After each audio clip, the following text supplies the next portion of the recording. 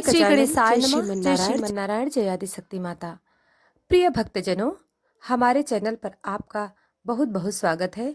आज हम आपको सुनाएंगे जेठ अमावस्या की व्रत कथा, जेठ अमावस्या की पौराणिक और प्रेरणादायक कथा, जो न केवल पुण्यदायी है बल्कि जीवन में सुख, शांति और समृद्धि लाने वाली भी मानी गई है। जेठ का महीना सूर्य की तेज तपिश से भरा होता है, परंतु इसी तपते माह में किया गया यह व्रत असीम फल देने वाला होता है। जेठ अमावस्या का व्रत विशेषकर स्त्रियों द्वारा किया जाता है, परंतु पुरुष भी कर सकते हैं। इस दिन श्रद्धा पूर्वक प्रातः काल ब्रह्म मुहूर्त में उठकर स्नान करें। पवित्र जल में गंगा जल मिलाकर स्नान करें। सूर्य को अर्घ्य दें और भगवान विष्णु तथा पितरों का ध्यान करें। व्रत का संकल्प लें। पीपल के वृक्ष की पूजा करें। दूध, जल, कुमकुम, रोली, हल्दी, चावल, फूल आदि से अर्पण करें। दीपक जलाएं और 7 परिक्रमा करें। कथा का श्रवण या वाचन करें। शाम को दीपदान या दान करें। विशेषकर वस्त्र, तांबा, जल पात्र, सत्तू आदि का दान करें। अब सुनिए वह पौराणिक कथा जो इस व्रत के पीछे की गूढ़ रहस्य को उजागर करती है। बहुत समय पहले की बात है। एक नगर में एक ब्राह्मण दंपत्ति रहते थे, रामदत्त और उनकी पत्नी सुशीला। वे निर्धन थे परंतु धार्मिक आस्था से परिपूर्ण। सुशीला माँ लक्ष्मी की परम भक्त थी और हर माह अमावस्या को उपवास करती थी। परंतु जेठ माह की अमावस्या को सुशीला ने देखा। सूरज की तपिश से पूरा गांव व्याकुल था और लोग पेड़ की छाया की तलाश में थे। उसी दिन पास के गांव में एक वृद्धा आई जो पीपल के नीचे बैठकर उपवास कर रही थी और भगवान विष्णु का ध्यान कर रही थी। सुशीला ने जाकर उनसे पूछा, माँ, इतनी गर्मी में उपवास और पीपल की पूजा क्यों? वृद्धा बोली, बेटी, यह ज्येष्ठ अमावस्या व्रत है।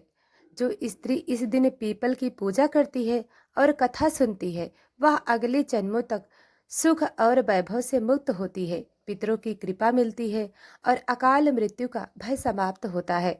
सुशीला ने उसी दिन व्रत करने का निश्चय किया। गर्मी की परवाह किए बिना उसने स्नान कर व्रत रखा, पीपल की पूजा की, दीपक जलाया और इस व्रत की कथा सुनी। कुछ समय बाद उनके जीवन में चमत्कारिक परिवर्तन आने लगे। निर्धनता समाप्त हुई, घर में अन्न धन भर गया। उनकी संतानें विद्वान और धर्मपरायण बनी। नगरवासी पूछने लगे, ऐसा चमत्कार कैसे हुआ? तब सुशीला ने सबको यह व्रत करने की प्रेरणा दी। इस कथा को सुनकर गांव की अनेक स्त्रियों ने भी व्रत करना आरंभ किया और उनके जीवन में सुख शांति आई।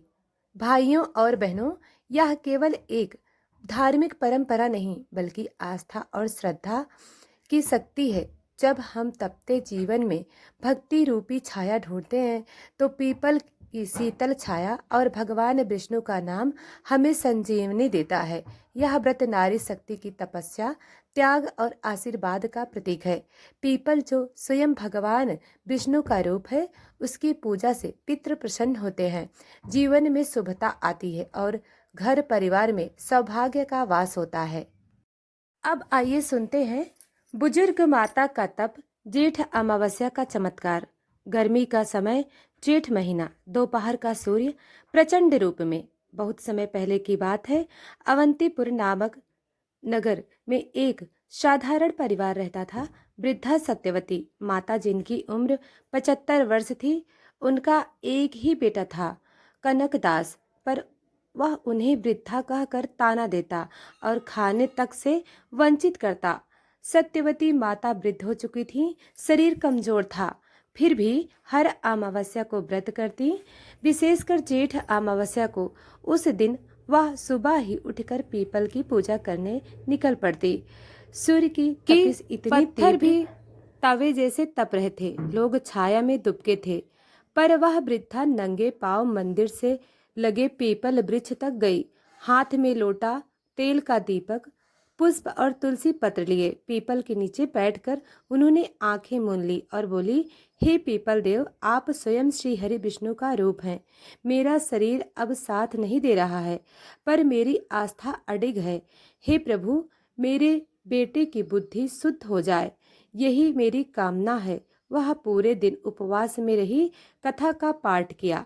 लोगों ने देखा, इतनी उम्र में ऐसी तपस्या, सबने उनकी सराहना की। उसी रात कनकदास को स्वप्न आया।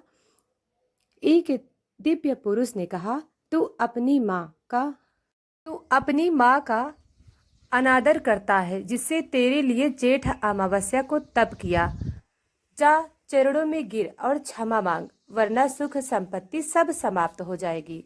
सुबह कनकदास भागा और माँ के चरणों में गिर पड़ा। रोते हुए क्षमा मांगी और प्रतिज्ञा ली कि अब वह हर जेठ अमावस्या को माँ के साथ व्रत करेगा।